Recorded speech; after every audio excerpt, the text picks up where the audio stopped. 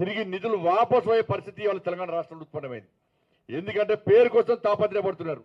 కేంద్రం నిధులు వస్తే దాన్ని వాడుకుంటే నరేంద్ర మోడీ గారి పేరు వస్తుంది, భారతీయ జనతా పార్టీకి పేరు వస్తుందని చెప్పి ఇవాళ అడ్డగోలుగా ఇవాళ అవినీతికి పాల్పడుతూ కేంద్ర నిధులు దారి మలుస్తున్న విషయాన్ని ఇవాళ తెలంగాణ సమాజం గుర్తుంచుకోవాలి.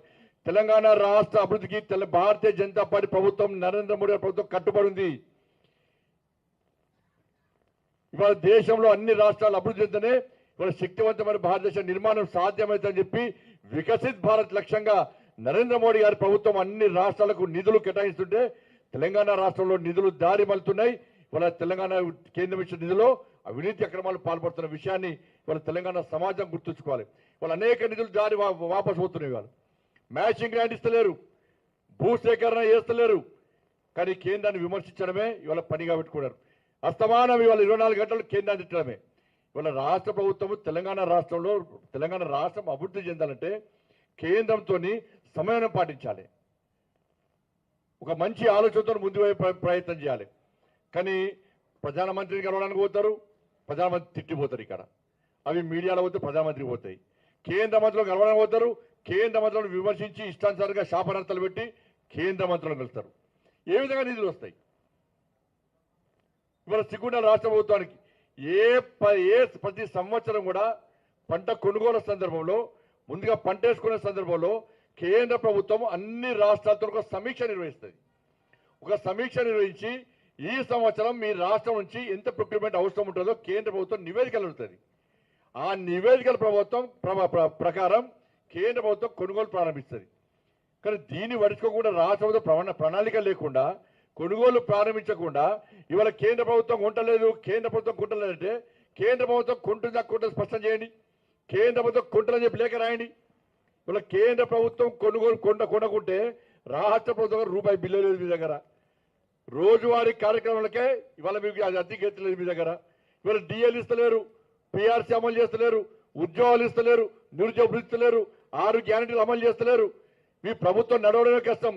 ఇక్కడ ప్రభుత్వం నడవడం కష్టం, కానీ ఢిల్లీకి మూటలు అప్పయ్యడం మాత్రం సక్సెస్ అవుతుంది కాంగ్రెస్ పార్టీ ప్రభుత్వం.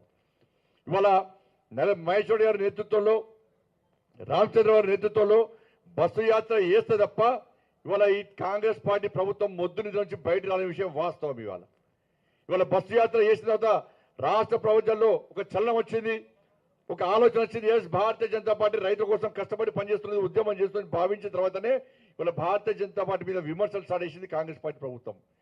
కాబట్టి ఇవన్నీ విషయాలు మనం జాగ్రత్తగా గుర్తించి గమనించి ఇవాళ దేశం ఏ విధంగా అభివృద్ధి చెందుతుంది, ఇవాళ ఇంత ప్రపంచమంతా అతలగుతలమైతే కూడా అన్ని రంగాల్లో ఇవాళ తెలంగాణ భారతదేశం నరేంద్ర మోడీ గారి నేతృత్వంలో ఏ విధంగా అభివృద్ధిలో ముందు పోతుందో ఒక్కసారి ఆలోచించాల్సిన అవసరం ఉండదు. ఇచ్చిన హామీలను ఎక్కడ కూడా విస్మరించకుండా చిట్ట చివరి వ్యక్తి వరకు కూడా కేంద్ర ప్రభుత్వ యొక్క సంక్షేమ పథకాలు చేరుతున్న విషయాన్ని ఇవాళ తెలంగాణ రాష్ట్ర సమాజం ఆలోచించాల్సిన అవసరం ఉంది. ఏ రాష్ట్రంలో ప్రజల మీద బర్డెన్ లేకుండా, ఏ రాష్ట్రంలో ప్రజలు ఇబ్బంది పడకుండా నరేంద్ర మోడీ గారి ప్రభుత్వం పక్కా 100% ప్రతి సంక్షేమ పథకాన్ని ఇవాళ మీకు అందించే ప్రయత్నం చేస్తున్నది.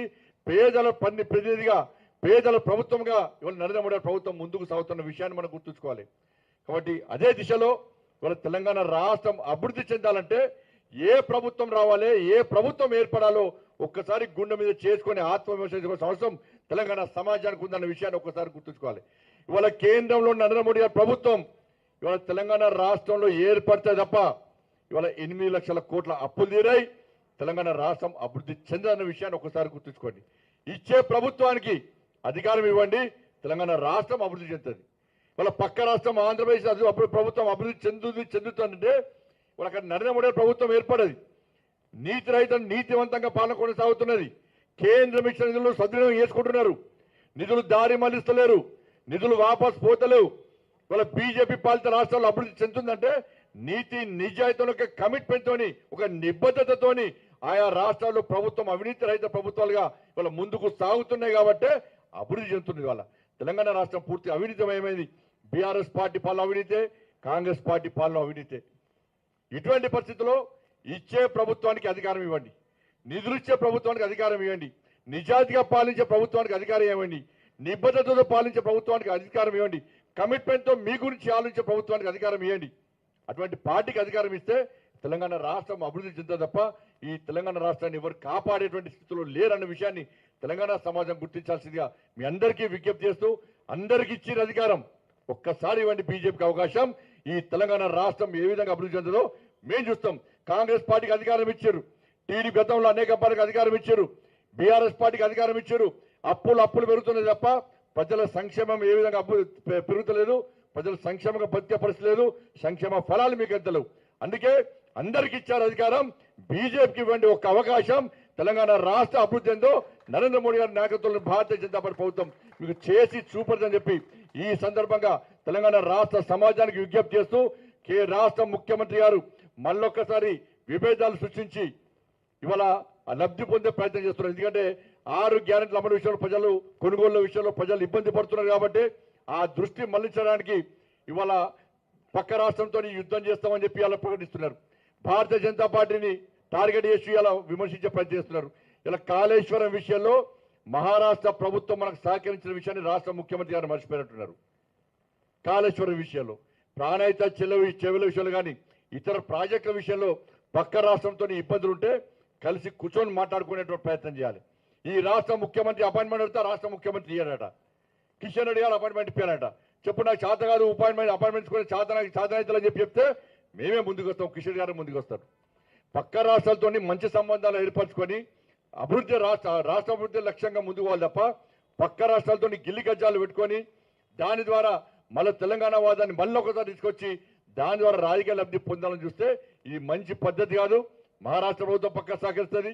అన్ని రాష్ట్రాలు సంక్షేమంతో ఉండాలి, అన్ని రాష్ట్రాల ప్రజలు లాభపడాలి, అన్ని రాష్ట్రాల ప్రజలు సుఖ సంతోషాలు జీవించాలనేటువంటి ఆలోచనతోనే నరేంద్ర మోడీ ప్రభుత్వం ముందుకు వస్తుంది. కాబట్టి అన్ని విషయాల్లో రాష్ట్ర ప్రభుత్వానికి సహకరిస్తాం. పక్క రాష్ట్ర అభివృద్ధికి కట్టుబడి మేము ఉన్నాం. నిధులు ఇచ్చేది మేమే. కేంద్ర ప్రభుత్వం నిధులు లేకుంటే రాష్ట్ర ప్రభుత్వం నడిచే పరిస్థితి లేదు. కేంద్ర ప్రభుత్వ సంక్షేమ పథకాలు తప్ప తెలంగాణ రాష్ట్రంలో ఇతర సంక్షేమ పథకాలు అమలు చేసే పరిస్థితి లేదు. కాబట్టి మళ్ళీ అప్పీల్ చేస్తున్నా, అందరికి ఇచ్చిన అధికారం ఒక్కసారి బీజేపీకి ఇవ్వండి అవకాశం.